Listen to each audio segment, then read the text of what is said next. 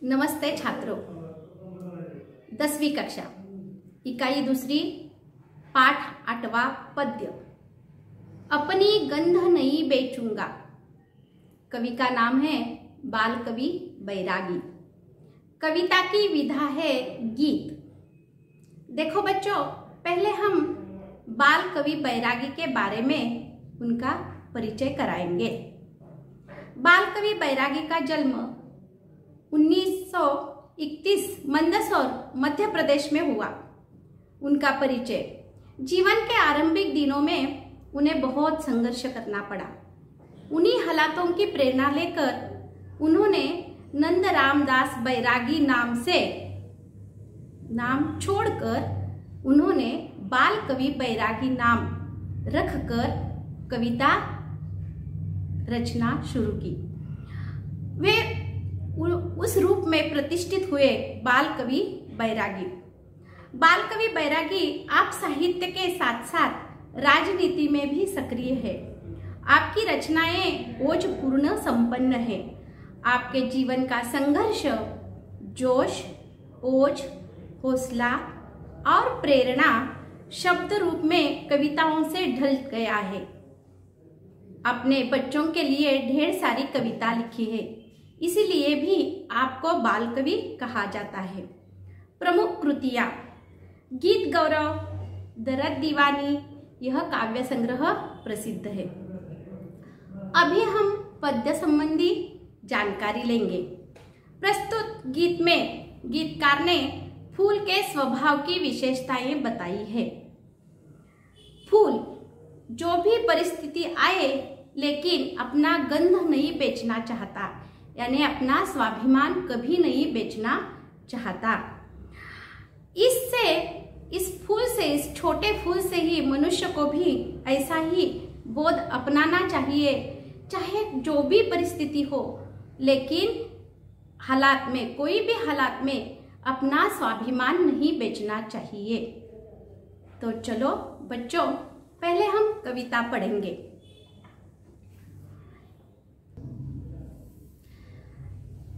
कविता की ओर चले। चाहे सभी सुमन बिक जाए, चाहे ए उपवन बिक जाए, चाहे 100 फागुन बिक जाए, पर मैं अपनी गंध नहीं बेचूंगा, अपनी गंध नहीं बेचूंगा। जिस डाली ने गोद खिलाया, जिस कोपल ने दी अरुणाई, लक्ष्मण जैसी चौकी देकर जिन कांटों ने जान बचाई, इनको पहला हक होता है, चाहे मुझको नोचे तोड़े, चाहे जिस मालिन से मेरी पंखुड़ियों के रिश्ते जोड़े। ओ मुझ पर मंडराने वालों, मेरा मोल लगाने वालों, मेरा जो संस्कार बन गई, ओ सौगंध नहीं बेचूंगा, अपनी गंध कभी नहीं बेचूंगा। मौसम से क्या लेना मुझको, ओ तो आएगा जाएगा, दाता होगा तो देगा, खाता होगा तो खाएगा। कोमल भौरों के सुर सरगम, पतझड़ों का रोना धोना, मुझ पर क्या अंतर लाएगा, पिचकारी का जादू टोना। ओ नीलाम लगाने वालों, पल पल दाम बढ़ाने वालों, मैंने जो कर लिया स्वयं से, वो अनुबंध नहीं बेचूंगा, अपनी गंध नहीं बेचूंगा। मुझको मेरा अंत पता है, पंखुरी पंखुरी झर जाऊंगा, लेकिन पहले पवन परी संग एक एक के घर जाऊंगा। भूल चूक की माफी लेगी सबसे मेरी गंध कुमारी, उस दिन ए मंडी समझेगी, किसको कहते हैं खुददारी। बिकने से बेहतर मर जाऊं, अपनी माटी में झर जाऊं, मन ने तन पर लगा दिया जो, ओ प्रतिबंध नहीं बेचूंगा, अपनी गंध नहीं बेचूंगा। तो बच्चों, यह कविता आज हमने पढ़ी है। देखो, मनुष्य का भी ऐसा ही है, चाहे कोई भी हालत हो, अपनी हालत में मनुष्य अपना स्वाभिमान नहीं छोड़ता, लेकिन नहीं छोड़ना ही चाहिए। यही इस कविता से एक छोटे से फूल ने कहा है। कवि बाल कवि बैरागी जी कहते हैं, चाहे सभी सुमन बिक जाए, सुमन फूल, सभी सुमन बिक जाए, चाहे उपवन बिक जाए, उपवन बगीचा, सुमन बिक जाए, सभी फूल बिक जाए, सभी बगीचा बिक जाए, चाहे 100 फागुन बिक जाए, फागुन 100 फागुन, 100 मराठी में हम कहते हैं 100, फागुन यानी एक महीना है। फागुन महीने में ढेर सारे फूले जो है वो फूल हमें दिखाई देते हैं और फूल जाते हैं। इस ऋतु में, फागुन ऋतु में वसंत ऋतु भी आता है और सभी फूल फूल जाते हैं।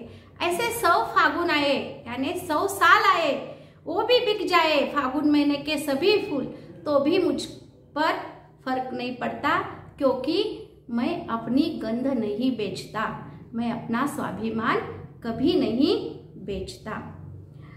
जिस डाली ने गोद खिलाया, जिस कोंपल ने दी अरुणाई, लक्ष्मण जैसी चौकी देकर जिन कांटों ने जान बचाई, इनको पहला हक आता है, चाहे मुझको नोचे तोड़े, चाहे जिस मालीन से मेरी पंखुड़ियों के रिश्ते जोड़े। ओ मुझ पर मंडराने वालों, मेरा मोल लगाने वालों, मेरा संस्कार बन गई, ओ सौगंध नहीं बेचूंगा, अपनी गंध नहीं बेचूंगा।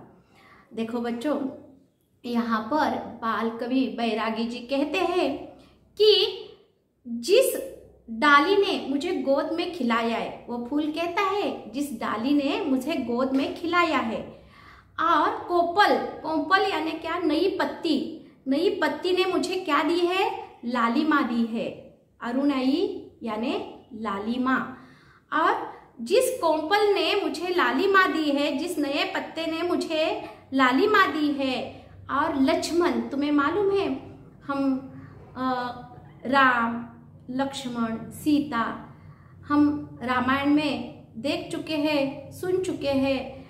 ऐसे ये लक्ष्मण यानी लक्ष्मण, लक्ष्मण यानी लक्ष्मण, लक्ष्मण ने राम और सीता की जैसे रक्षा की चौकीदार तरह, वैसे ही ये जो कांटे हैं, ये कांटे, यहाँ पर गुलाब फूल के पास आसपास कांटे होते हैं। फूल को पकड़ना हो, फूल को खींचना हो, फूल को लेना हो, तो पहले हमें कांटे चुभ जाते हैं। कांटे क्या करते हैं, फूल की रक्षा करते हैं, जैसे लक्ष्मण ने राम और सीता की रक्षा की है। उन्हें ही पहला हक है, चाहे मुझको नोचे तोड़े। देखो, नोचे तोड़े तो खींचना, जोर से खींचना, नोचना यानी जोर से खींचना, तोड़ना यानी तोड़ना, तोड़ डालना। चाहे जिस मालिन से मेरी पंखुड़ियों के रिश्ते जोड़े, जहां जहां फूल होते हैं वहां वहां मालिन आती है और फूल लेकर चली जाती है। जो जो मालिन से मेरी रिश्ते जोड़े हैं वही ठीक है। ओ मुझ पर मंडराने वालों, मेरा मोल लगाने वालों, मोल लगाना, बोली लगाना। देखो, मंडी में जब हम जाते हैं तो हमें मालूम होता है कि लोग वहाँ पर जो लोग होते हैं वो बोली लगाते हैं, और मुझ पर मंडराने वालों आते हैं और फूलों को देखते हैं और भाव लगाकर चले जाते हैं। ऐसे जो लोग हैं ये मुझे पसंद नहीं है। जो मेरा संस्कार बन गई वो सौगंध नहीं बेचूंगा। मेरे पर जो संस्कार हुए हैं वो संस्कार के कारण मैं मेरा स्वाभिमान कभी नहीं भूलूंगा, कभी नहीं बेचूंगा। आदमी को भी यानी मनुष्य को भी ऐसा ही करना चाहिए, चाहे कौन सी भी परिस्थिति आए, लेकिन अपना स्वाभिमान कभी नहीं बेचना चाहिए। देखो आगे, मौसम से क्या लेना मुझको, ये तो आएगा जाएगा। मौसम, मौसम ऋतु, तुम्हें मालूम है गर्मी का मौसम, ठंडा मौसम, बारिश का मौसम, कोई भी मौसम आए मुझ में कुछ फर्क नहीं पड़ता। वो तो आएगा भी और जाएगा भी। दाता होगा तो दे देगा, खाता होगा तो खाएगा। जो देने वाला है वो दे देगा और जो खाने वाला है वह खा के चला जाएगा। जैसे तुम्हें मालूम है, जब छोटे से वृक्ष होते हैं वहाँ पर फूल आते हैं, बाद में फल भी आते हैं। जो कुछ उन्हें पानी खाद डालता है वो दे देगा, जो उनका फल खाएगा वो खा डालेगा। मुझ पर कोई फर्क नहीं पड़ता। कोमल भौरों के सुर सरगम, पतझड़ों का रोना धोना। कोमल भौरों के, भौरों यानी तुम्हें मालूम है भूंगा, मराठी में हम कहते हैं भूंगा। वैसे ही तितलियां भी फूलों पर आती है और सरगम गाती है। सरगम यानी सप्त स्वर गाती है, बहुत अच्छा लगता है। बाद में पतझड़ आता है। पतझड़ आता है यानी तुम्हें मालूम है कि शिशिर ऋतु में पतझड़ हो जाता है और बाद में वसंत ऋतु आता है। पेड़ों के सभी पत्ते निकल कर गिर जाते हैं। पतझड़ों का आना जाना, मुझ पर कुछ नहीं फर्क होता। उनका रोना धोना, ऐसा कहा है कवि ने, क्या कहा है, रोना धोना। मुझ पर क्या अंतर लाएगा पिचकारी का जादू टोना। देखो बच्चों, यहाँ पर पिचकारी के बहुत अर्थ होते हैं। पिचकारी यानी हमें मालूम है रंग पंचमी के त्योहार में हम पिचकारी लगाते हैं, वो भी एक पिचकारी है। लेकिन यहाँ पर वो पिचकारी नहीं है महत्वपूर्ण। यहाँ पर पिचकारी यानी मराठी में हम कहते हैं झारी। झारीतून पाणी घातलं जातं रोपांना, ती झारी। पिचकारियों का जादू टोना। ये जादू टोना, पिचकारियों से पानी डालने से मुझ पर कुछ नहीं फर्क पड़ता। ओ नीलाम लगाने वालों, पल पल दाम बढ़ाने वालों। एक नीलाम लगाता है, नीलाम मराठी में हम कहते हैं लिलाव। और दूसरा क्या करता है, दाम बढ़ाता है। दूसरा व्यापारी क्या करता है, दाम बढ़ाता है हमेशा। ये ऐसे मुझे कोई भी पसंद नहीं है। मैंने जो कर लिया स्वयं से वो अनुबंध नहीं बेचूंगा। अनुबंध यानी प्रतिज्ञा। मैंने एक प्रतिज्ञा की है, कौन सी भी हालत हो मैं अपने स्वाभिमान को कभी नहीं बेचूंगा। अपनी गंध को ही स्वाभिमान कहा गया है। यहाँ पर बाल कवि बैरागी ने, मनुष्य को भी इस छोटे से फूल से ढेर सारा बोध लेना चाहिए कि कोई भी हालत हो हम अपना स्वाभिमान कभी नहीं खोना चाहिए। मुझको मेरा अंत पता है, पंखुरी पंखुरी झर जाऊंगा, लेकिन पहले पवन परी संग एक एक के घर जाऊंगा। देखो यहाँ पर प्राकृतिक का एक नियम है, जो पैदा होता है वह एक न एक दिन उन्हें मृत्यु को आगे जाना होता है। वैसे फूल को भी मालूम है कि मेरा अंत मुझे पता है। पंखुरी पंखुरी झर जाऊंगा, एक एक पंखुरी मेरी नीचे गिर जाएगी और पवन के संग ऐसे ही दूसरे पौधे के घर जाएगी और वहां पर चूक भूल की माफी मांगेगी। भूल चूक की माफी लेगी सबसे मेरी गंध कुमारी। स्वाभिमान को ही गंध कुमारी कहा है।